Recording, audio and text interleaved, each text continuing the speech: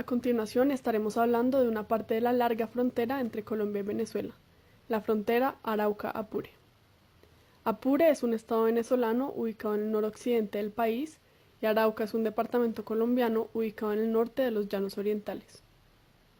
El estado venezolano tiene una población aproximada de 556.000 personas y el departamento colombiano una de 262.000 personas.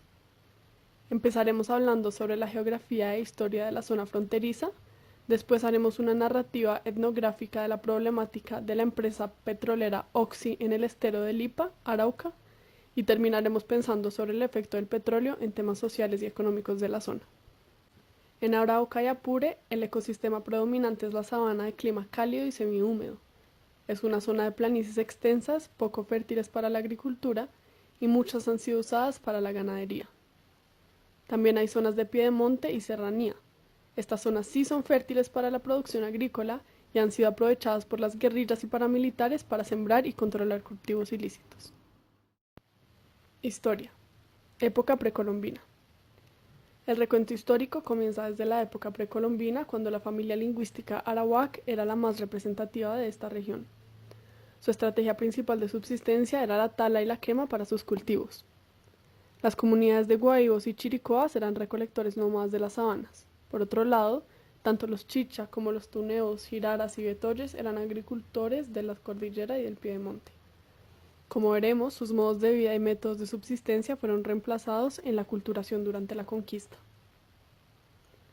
Los conquistadores, atraídos por las historias del Dorado, llegaron a las tierras ahora conocidas bajo el nombre de Arauca para enriquecerse a partir de los recursos prometidos, cambiando la estructura de las relaciones biosociales en el territorio. Lo hicieron por medio del reordenamiento territorial, el despojo de tierras a nativos, la esclavitud y las nuevas enfermedades que traían consigo. Misiones. En el área de lo que hoy llamamos los llanos colombianos y los llanos venezolanos, hubo misiones agustinianas, franciscanas, jesuitas y dominicanas, pero las jesuitas han sido las más investigadas y documentadas. Estas misiones trascendieron el ámbito religioso y actuaron también en lo político, económico y social.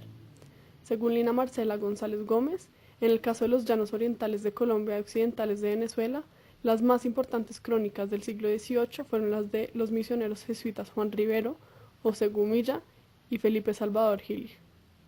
Las crónicas de estas misiones muestran que en estas se construyó un perfil de el llanero y, en contraste, un perfil de indígena salvaje.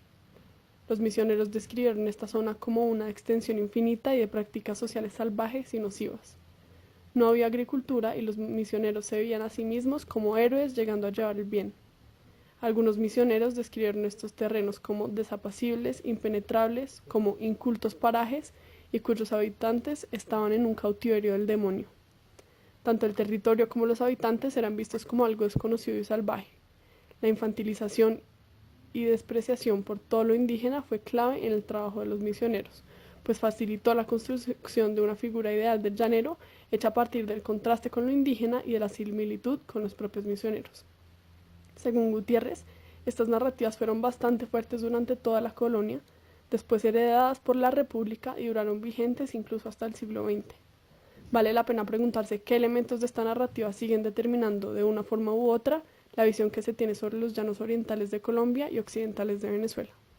Luego de la expulsión de los jesuitas en 1769, comenzó una gran inmigración a esta zona por prometedoras condiciones para el ganado. Por lo tanto, se fueron sedentarizando personas de todas las etnias que huían del acoso oligárquico y buscaban refugio en esta región. Así, desde un punto de vista racial o cultural, el pueblo llanero era el resultado de un sincretismo realizado en muy poco tiempo de procedencias distintas. En las últimas décadas del periodo colonial, la cantidad de personas que huían de la zona controlada por los grandes propietarios aumentó radicalmente. En el siglo XIX se separa la Gran Colombia y surge la frontera internacional entre Colombia y Venezuela. Desde ese momento, las fronteras fueron bastante abandonadas y solo eran atendidas por el Estado cuando ofrecían ventajas económicas tangibles. A mitades de este siglo, empiezan a llegar a la zona comerciantes extranjeros desde Venezuela que exportan productos del territorio y adquieren grandes propiedades ahí. En este momento, hay una gran apertura de la frontera agrícola. Un caso particular que ilustra las dinámicas económicas del momento es el comercio de plumas de garza. A finales del siglo XIX y comienzos del siglo XX, Hay un gran comercio de plumas de garza para satisfacer un creciente interés europeo por estas. Eran usadas para decorar sombreros y otros ornamentos. En Apure y Arauca este comercio creció tanto que entre 1890 y 1914 se impuso la necesidad de establecer reglamentaciones restrictivas para su recolección. Las pieles grandes, las plumas de garza o los insectos fueron productos que para 1870 proveyeron más de la tercera parte de las exportaciones colombianas. Al principio se esperaba que las garzas mudaran de plumaje soltando sus plumas naturalmente. Más adelante, sin embargo, coincidió un pico en la demanda europea de plumas con un declive en la rentabilidad del ganado, lo cual terminó en una gran tragedia. La perspectiva de grandes ganancias hizo que se mataran garzas en vez de esperar a que mudaran de plumaje naturalmente. Para finales del siglo XX y comienzos del siglo XXI, más precisamente en las décadas del 60 y el 70, las cuales coinciden con el auge económico venezolano y la crítica situación de pobreza e inestabilidad política en la mayoría de los países sudamericanos, generó que hubiese un crecimiento masivo de la migración a Venezuela. En 1976 surge un programa de inmigración más selectivo, se centraliza el otorgamiento de visas y se produce la suspensión de visas para turistas y se crea un permiso de trabajo como documento complementario de la visa de ingreso. Desde 1962 hasta los 80, la colonización de Arauca fue dirigida por el Estado para estimular la producción agrícola. Esta política pública impulsó la colonización de Antioquia, los Santanderes y Boyacá hacia Arauca.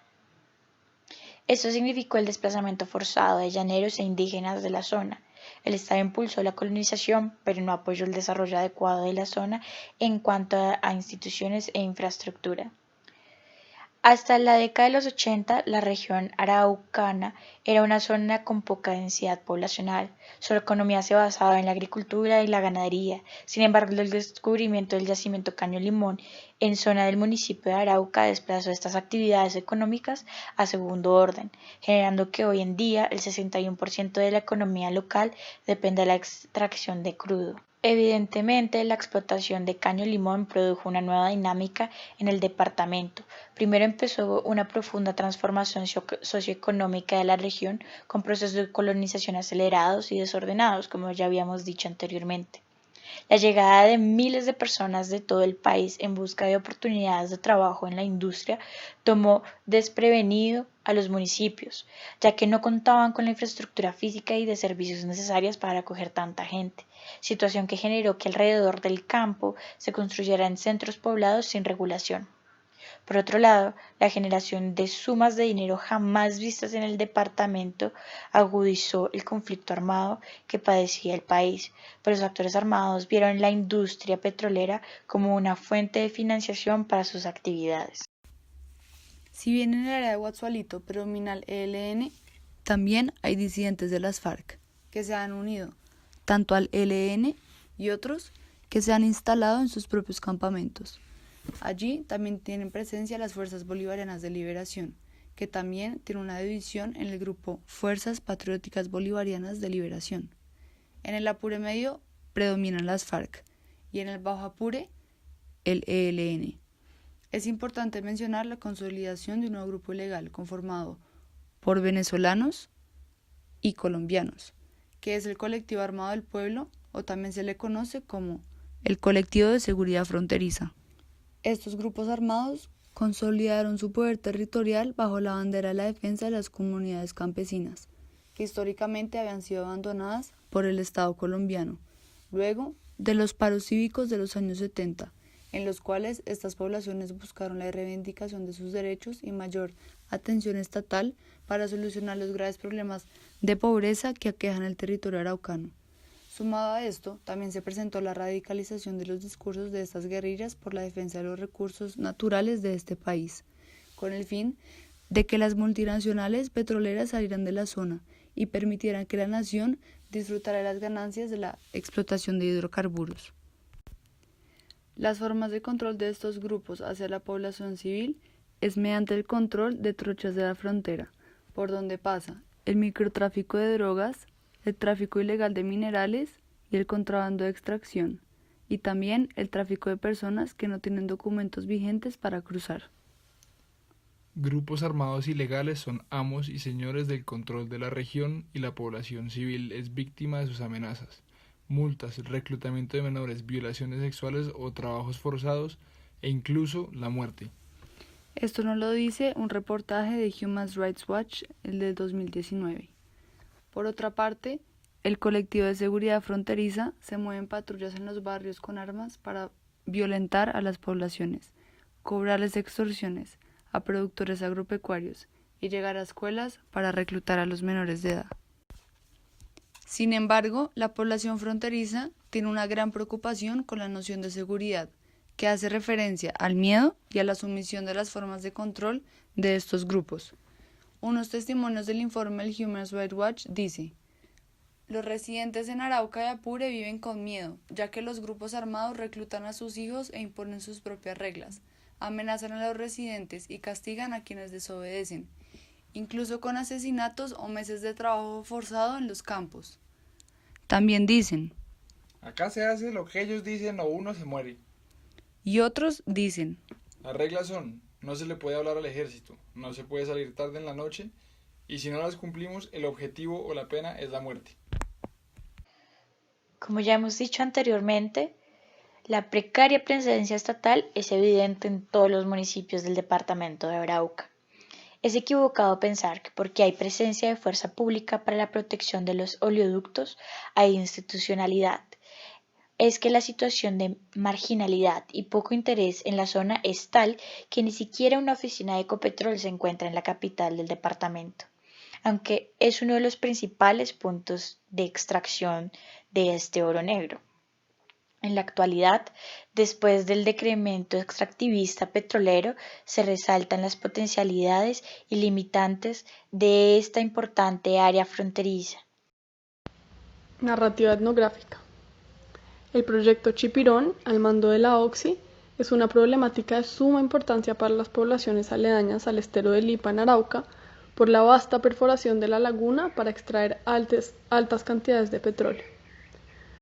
Hemos encontrado una laguna de Lipa que en algunos años tuvo cerca de 7 metros de profundidad. Hoy encontramos esta laguna en un desastre ambiental impresionante y con solamente 50 a 60 centímetros de agua, y por supuesto esto está matando al río Lipa que nace en esta laguna de su mismo nombre. Para entender su importancia es fundamental comprender qué es un estero. Un estero es un ambiente acuático en la zona más baja de la sabana que se sumerge por las lluvias o por la inundación a través de su conexión con caños. Este conserva agua durante la época seca. Un ejemplo de un estero es una laguna. El estero de Lipa está localizado al sur de las instalaciones del campo Caño Limón y la parte norte está dentro del área del contrato de asociación Cravo Norte, al interior de la cual se construyó la plataforma multipozo Chipirón. Este estero tiene una superficie aproximada de 113 kilómetros cuadrados. Su drenaje se hace a través del río Lipa, al cual le da origen el estero Lipa. Esta corriente conecta con el río L, que a su vez fluye al río Cravo Norte, Esteo Alcazanare, para finalmente concluir al río Meta. La laguna de Lipa históricamente fue el sitio donde los indígenas Jignu o Guajivos, el sector de Bocas de L que encontramos ahora, hacían sus rituales. Allí en esta laguna los indígenas tenían su cacería, navegaban por la misma, y vuelvo y repito, era un santuario para esta comunidad indígena.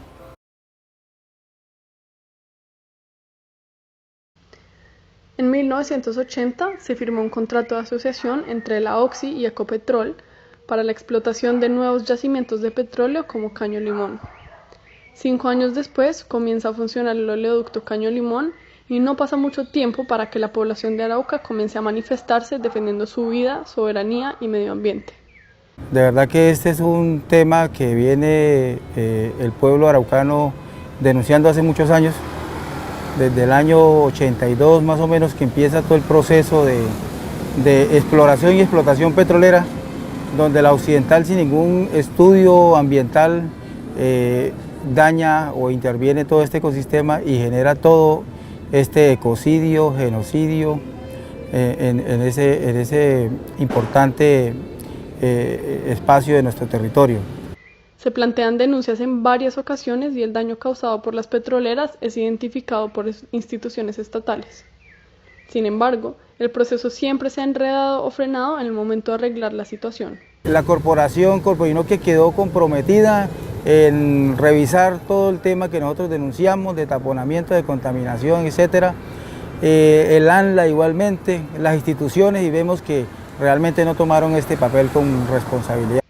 Los habitantes han recurrido a las acciones populares, han consolidado grupos como la Mesa de Organizaciones Cívicas y Populares de Arauca, han hecho denuncias penales, han realizado por su propia cuenta monitoreos de sus fuentes hídricas para evitar la parcialidad de las instituciones que suelen hacerlas, han aparecido en medios nacionales protestando contra la situación en la que se encuentran, en fin. Y hoy podemos evidenciar que lo que la comunidad durante todos estos años, más de 30 años, ha venido denunciando, podemos evidenciarlo claramente que tenemos la razón, seguimos teniendo la razón. Hubo una intervención indiscriminada en este ecosistema. A pesar de esto, la situación no parece solucionarse. En el 2002, Corpoinoquia otorgó el permiso definitivo de vertimiento de aguas residuales domésticas al campo Caño Limón y el siguiente año se firma otro contrato para la explotación de un nuevo yacimiento, el contrato de asociación Chipirón entre Ecopetrol y la OXI. En el 2012 comenzó el proyecto de construcción Chipirón y además el Consejo de Estado negó las pretensiones de la acción popular iniciadas por el proyecto Caño Limón porque consideró que este proyecto no había tenido efectos negativos graves que amenazaran al ecosistema. En el 2013 hay más consolidación en las mesas de organizaciones cívicas y populares de Arauca y denuncias públicas por los efectos ambientales de ambos proyectos. En 2015 fueron desalojadas 40 familias que se resisten a abandonar sus tierras despojadas por la multinacional OXI. En el 2015 la OXI se niega a pagar los salarios pactados en las convenciones laborales, entre otros. Estos y otros problemas preocupan hoy en día a la comunidad local, que asumen que si Chipirón se pudo lograr sin mayores obstáculos, entonces nada podrá detener los proyectos de explotación petrolera allí, con las consecuencias ambientales, sociales y económicas que han tenido los proyectos ya existentes.